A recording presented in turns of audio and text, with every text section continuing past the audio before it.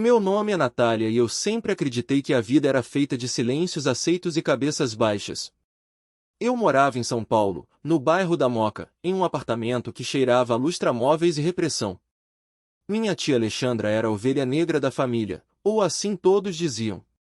Ela passou a vida inteira vestindo a mesma capa de chuva bege, desbotada pelo sol da capital, e contando centavos na fila do supermercado Extra. Ela trabalhava como caixa e parecia não ter onde cair morta. Quando ela partiu, o mundo virou de cabeça para baixo. Descobri a verdade em uma terça-feira, às 2:30 da tarde. Eu estava na minha cozinha, moldando rosas delicadas de pasta americana para um bolo de casamento de 3 andares. Meus dedos estavam cobertos de açúcar de confeiteiro e o cheiro de baunilha preenchia o ar. O celular tocou em cima da bancada de granito. Quase derrubei a pétala que estava finalizando. O homem do outro lado da linha tinha uma voz fria, burocrática, típica de quem lida com a morte todos os dias. Ele disse que se chamava Dr. Ricardo e que era tabelião. Ele precisava falar comigo sobre a herança da minha tia. Eu achei que fosse um trote. Respondi que ele devia estar enganado. Minha tia não tinha nada que exigisse um inventário ou um advogado. Ele fez uma pausa dramática e recitou o endereço de um escritório na Avenida Paulista. Pediu que eu comparecesse no dia seguinte, antes do almoço. Desliguei o telefone e fiquei olhando para a rosa inacabada. O pó branco do açúcar assentou na tela do celular como uma névoa. Naquela noite, enquanto eu voltava para casa no ônibus lotado, planejei contar tudo para o Paulo durante o jantar. Mas a realidade em casa era um balde de água fria. Paulo estava jogado no sofá com o controle remoto na mão, assistindo a algum jogo de futebol. Na cozinha, a mãe dele, Dona Odete, já estava instalada. Ela vinha toda semana para fazer uma inspeção geral. Naquele dia, o alvo era uma mancha de gordura no fogão. Ela me olhou com desprezo e perguntou se eu era dona da casa ou uma visita preguiçosa. Eu não disse nada. Peguei o pano, passei o veja e limpei a mancha em silêncio. Paulo nem se deu ao trabalho de desviar os olhos da televisão. O segredo do tabelião ficou guardado no meu peito, pesado como chumbo. No dia seguinte, menti na confeitaria e saí 2 horas mais cedo. O escritório era luxuoso, com vista para o vão livre do MASP.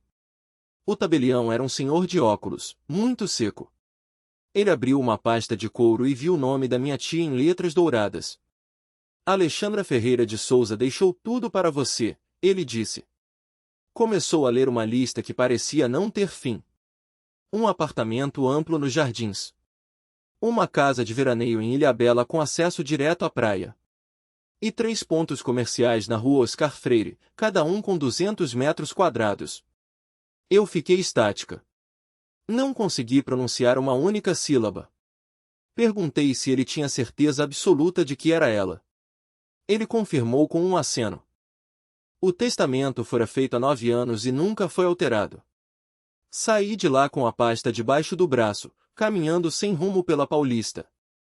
Minha mente tentava conciliar a imagem da tia Alexandra, que só comprava iogurte perto do vencimento, com essa mulher dona de um império imobiliário. Lembrei de um dia em que ela tomava um café coado na minha cozinha e me perguntou se eu morava naquela casa ou se apenas passava a noite. Eu respondi que morava, claro. Ela me olhou por cima da xícara com uma tristeza profunda e nunca mais tocou no assunto. 6 meses depois ela morreu. Agora eu entendia tudo. Não era sobre o dinheiro. Era sobre o fato de ela ter me visto através da minha máscara de submissão. Ela via como eu murchava perto da minha sogra.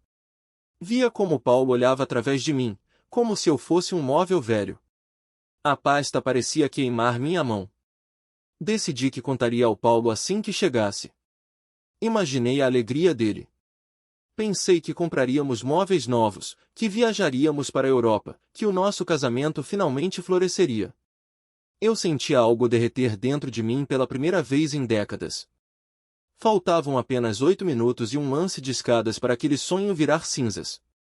Cheguei na porta do apartamento e peguei a chave. O metal estava gelado. O corredor cheirava a refogado de vizinho. Antes de girar a maçaneta, ouvi as vozes vindo da cozinha. Paulo e Dona Odete falavam de mim. A voz dela era arrastada, cheia de veneno. Ela dizia que já chegava, que eu já tinha cumprido meu papel de servente. Paulo soltou aquela risadinha cínica que ele usava para debochar dos outros. Ele concordou. Disse que estava cansado e que ia arrumar um pretexto para me chutar para fora. A mãe dele disse que o plano era perfeito, pois eu não teria para onde ir, já que minha irmã morava em um cubículo com 2 crianças em Itaquera. Eu segurava um pacote da padaria com o pão de queijo favorito do Paulo em uma mão e a pasta com milhões de reais em imóveis na outra. A raiva subiu pelas minhas pernas e se instalou nas minhas costas, firme. Tirei a chave da fechadura com um cuidado infinito. Desci as escadas na ponta dos pés para não fazer barulho. Na calçada, o mundo parecia girar. Encostei em uma árvore e respirei fundo.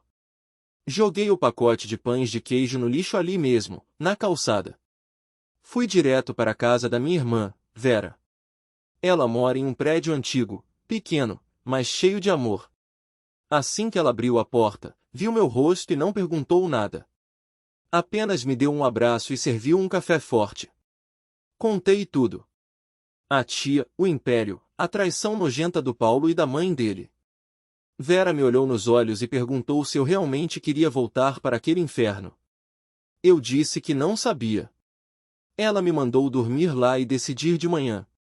Dormi em um colchão na sala, ouvindo o barulho dos carros na rua. As palavras do Paulo ecoavam: vou arrumar um pretexto. Percebi que eu era apenas uma conveniência para eles. No dia seguinte, às 7 da manhã, o celular tocou. Era Paulo. Com a voz de quem pede para buscar uma roupa na lavanderia, ele mandou eu voltar para casa e parar de frescura. Respondi que estava indo. Vera me olhou preocupada, mas eu já tinha um plano. Peguei um gravador antigo da minha tia que eu tinha achado nas coisas dela. Liguei o aparelho e o escondi no bolso da bolsa. Quando cheguei no apartamento, Paulo estava de bermuda, tomando café. Dona Odete já estava sentada à mesa, pronta para o bote final. Ela começou com o discurso de sempre. Que a comida de ontem estava sem sal. Que a poeira nos móveis era um absurdo. Que eu gastava dinheiro demais com bobagens enquanto o filho dela se matava de trabalhar. Eu ouvi tudo como se fosse um ruído de fundo. Então ela deu o golpe: pegue suas coisas e suma daqui. Paulo nem levantou os olhos do celular. Fui ao quarto, peguei uma mochila de academia e coloquei apenas o essencial. Minha escova de dentes, 2 moletões, meu notebook e uma foto dos meus pais. Peguei meus documentos originais no fundo do armário. Quando saí, Dona Odete estava postada na porta como um guarda de prisão. Paulo mandou eu deixar as chaves. Coloquei o molho de chaves em cima do aparador, dei uma última olhada naquela sala fria e saí. A porta bateu suavemente. Pela primeira vez em 10 anos, eu não devia satisfação a ninguém. Fui para o apartamento da tia Alexandra. Era um lugar simples, mas cheio de livros e com uma violeta viva na janela que a vizinha cuidava. Chorei por 10 minutos e depois comecei a agir. Fiz uma lista de 3 itens: contratar um advogado, entrar na academia e renovar meu guarda-roupa com roupas que eu gostasse, não o que a sogra aprovava. Minha advogada foi a doutora Olga, uma mulher de 40 anos com olhos de águia. Contei a história toda e entreguei o gravador. Ela ouviu a gravação da cozinha 2 vezes. O rosto dela ficou sereno, o que me deu calafrios. Ela disse que aquilo mudaria o jogo. Paulo entrou com o pedido de divórcio achando que eu sairia com uma mão na frente e outra atrás. Ele declarou que não tínhamos bens, além de um carro financiado e os móveis. Ele não sabia do meu trunfo. 4 dias depois, Dona Odete apareceu na confeitaria onde eu trabalhava. Ela carregava um saco de lixo azul enorme. Gritou na frente de todas as minhas colegas que estava devolvendo meus trapos e que eles estavam me expulsando da vida deles. Eu não gritei. Não chorei. Terminei de decorar um bolo, tirei o avental e fui até ela. Disse que aquilo era a minha liberdade. Peguei o saco, que estava leve porque só tinha roupas velhas, e o coloquei no canto. Dona Odete ficou paralisada, esperando um escândalo que nunca veio. Ela saiu de lá com os ombros caídos. Minha patroa me abraçou e disse que tinha orgulho de mim. Naquela noite, doutora Olga e eu traçamos a estratégia final. O dia da audiência chegou em uma quinta-feira ensolarada. Fui de vestido preto, salto baixo e cabelo preso, elegante e firme. Paulo estava lá com um advogado jovem e metido. Ele não me reconheceu de imediato. Eu parecia outra mulher. A juíza começou a ler a lista de bens do Paulo. Então, doutora Olga se levantou. Ela apresentou as escrituras dos 3 pontos comerciais na Oscar Freire, do apartamento nos Jardins e da casa em Ilhabela. O silêncio no tribunal foi absoluto. Paulo ficou cinza. O advogado dele gaguejou. Doutora Olga ainda colocou o gravador na mesa e soltou o áudio da dona Odete dizendo que eu já tinha servido meu propósito. A juíza ouviu tudo com atenção. Decidiu que os bens de herança eram incomunicáveis e que o divórcio seria concluído nos meus termos. Na saída, Paulo tentou me abordar, implorando, dizendo que éramos uma família. Eu olhei para aquele homem pequeno em seu terno barato e disse que não tínhamos nada para conversar. Senti o gelo no meu coração terminar de derreter. 2 semanas depois, fugi para a casa de Ilhabela para respirar. O som das ondas e o cheiro do mato me curaram. Lá conheci o Nicolau, um vizinho que estava consertando o telhado da casa dele. Ele era um homem de poucas palavras, com mãos que sabiam trabalhar a terra. Ele me ajudou com uma goteira e não aceitou pagamento. Tomamos café no terraço de madeira e o silêncio entre nós era confortável, diferente do vazio que eu vivia com o Paulo. Mas a paz não durou muito. Paulo descobriu onde eu estava e apareceu na porta da casa, desesperado, com a barba por fazer. Ele gritou que eu devia metade de tudo a ele, que ele estava cheio de dívidas. Eu não abri o portão.